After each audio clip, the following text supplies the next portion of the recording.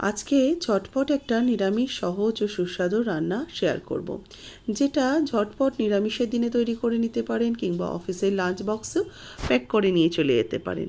খুব তাড়াতাড়ি হয়ে যায়। আজকে তৈরি করব পনির পোলাও। এর জন্য গোবিন্দভোগ চাল 2 কাপ আমি ভালো করে ধুয়ে ভিজিয়ে রেখেছিলাম।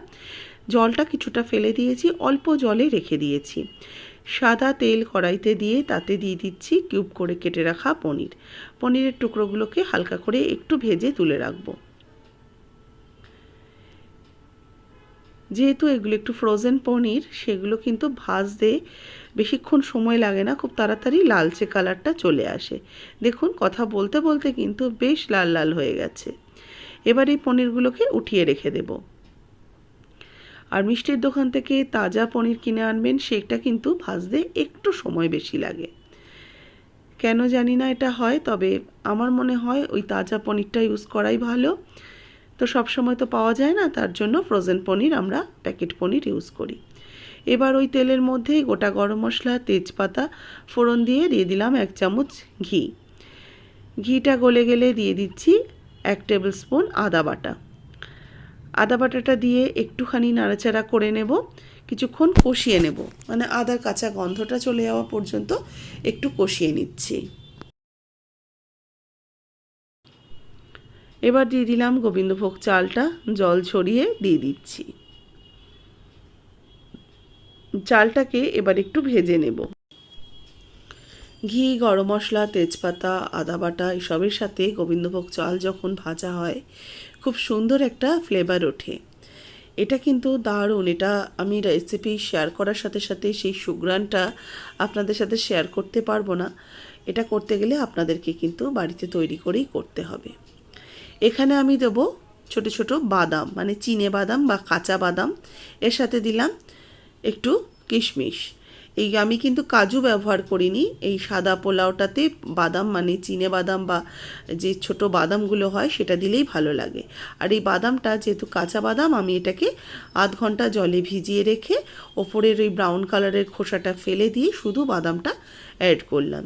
স্বাদ মতো লবণ দিয়ে দিলাম, দিয়ে ভালো করে চালটাকে ঝরঝরে করে ভেজে নিয়েছি। এবার ভেজে রাখা পনিরের টুকরোগুলো অ্যাড করে দিলাম। পনিরগুলোকে দিয়েও একটুখানি চালের সাথে ভালো করে মিশিয়ে নেব। বেশ গোবিন্দভোগ চাল পনির একটু বেশ ভালো করে মিলমিশ হয়ে গেছে, আর চালটাও বেশ আস্তে আস্তে কিন্তু ফুলতে শুরু করেছে। এবার এর মধ্যে অ্যাড করে দেবো একটু ঈষদুষ্ণ গরম জল।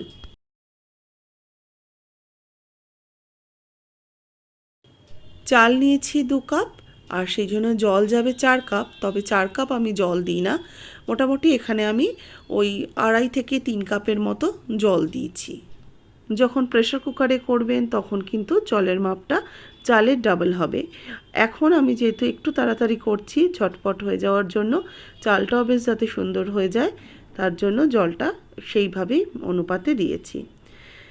কিছুক্ষণ রেখেছিলাম, চালটা ফুটে বেশ ডাবল হয়ে গেছে। এবার এর মধ্যে স্বাদ মতো চিনি দিচ্ছি। আমরা একটু এই পনির পোলাও মিষ্টি মিষ্টি খাই, তার জন্য আমি 3 চামচের মতো চিনি দিলাম। আপনারা চিনিটা নিজেদের স্বাদ অনুযায়ী অ্যাড করবেন। চিনিটা দিয়েও একটু ভালো করে মিশিয়ে নেব। বাদবাকি যে চালটা সেদ্ধ হওয়ার বাকি রয়েছে সেটুকু একটু পরে হবে। এবার এর মধ্যে অ্যাড করে দিচ্ছি 3টে চেরা কাঁচা লঙ্কা, দেব একটু শাহি গরম মশলার গুঁড়ো, ওই 1/2 টিস্পুনের মতো একটু গরম মশলার গুঁড়ো ওপর থেকে ছড়িয়ে দিলাম। আর এই রেসিপিটা একটা স্পেশাল উপকরণ, সেটা হচ্ছে একটু কাসুরি মেথি। একটু কাসুরি মেথি ওপর থেকে আমি একটু ছড়িয়ে দিচ্ছি। এটা কোনো রকম ড্রাই রোস্ট করা না, নর্মাল যে মেথি প্যাকেট পাওয়া যায় সেখান থেকে দিলাম। আর অল্প অল্প জল, যেহেতু জলটা একটু কম দিয়েছি, এই জন্য হাতে করে একটু জলের ছিটি ওপর থেকে ছড়িয়ে ছড়িয়ে দিচ্ছি। এবার ঢাকা দিয়ে এটাকে 10 মিনিট রেখে দেবো কম ফ্লেমে। 10 মিনিট পর ঢাকাটা খুলে নিয়েছি। ভাত কিন্তু, মানে পোলাওটা একদম ঝরঝরে হয়ে গেছে, দেখেই বুঝতে পারছেন। এবার একটু স্ট্যান্ডিং টাইমে রাখবো ঢাকা চাপা দিয়ে মিনিট 5-7 জন্য, তারপরে এটাকে নামিয়ে সার্ভ করে নেব।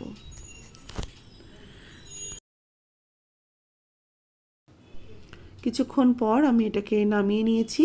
দেখুন, পোলাও একদম ঝরঝরে হয়ে গেছে, কোনো রকম এক্সট্রা জল নেই, কোনো রকম দানা দানা, মানে দলা দলা ব্যাপারটা নেই, একদম ঝরঝরে রাইস তৈরি হয়েছে। দেখেই বুঝতে পারছেন পনির পোলাও খুব চটজলদি প্রেসার কুকার ছাড়াও যে 10 মিনিটে তৈরি হয়ে যায়, এটাই তার কিন্তু একটা দারুণ নিদর্শন। আপনারা অবশ্যই এভাবে বাড়িতে তৈরি করবেন। এর সাথে আমি করেছিলাম একটু শাহি পনির। শাহি পনিরের রেসিপি যদি আপনারা জানতে চান অবশ্যই আমাকে কমেন্টস বক্সে বলবেন, আমি সেটাও আপনাদের সাথে শেয়ার করব।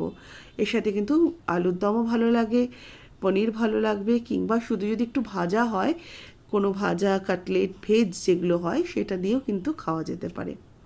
রেসিপি কেমন লাগলো অবশ্যই কমেন্টস করে জানাবেন। ভালো লাগলে লাইক শেয়ার করবেন।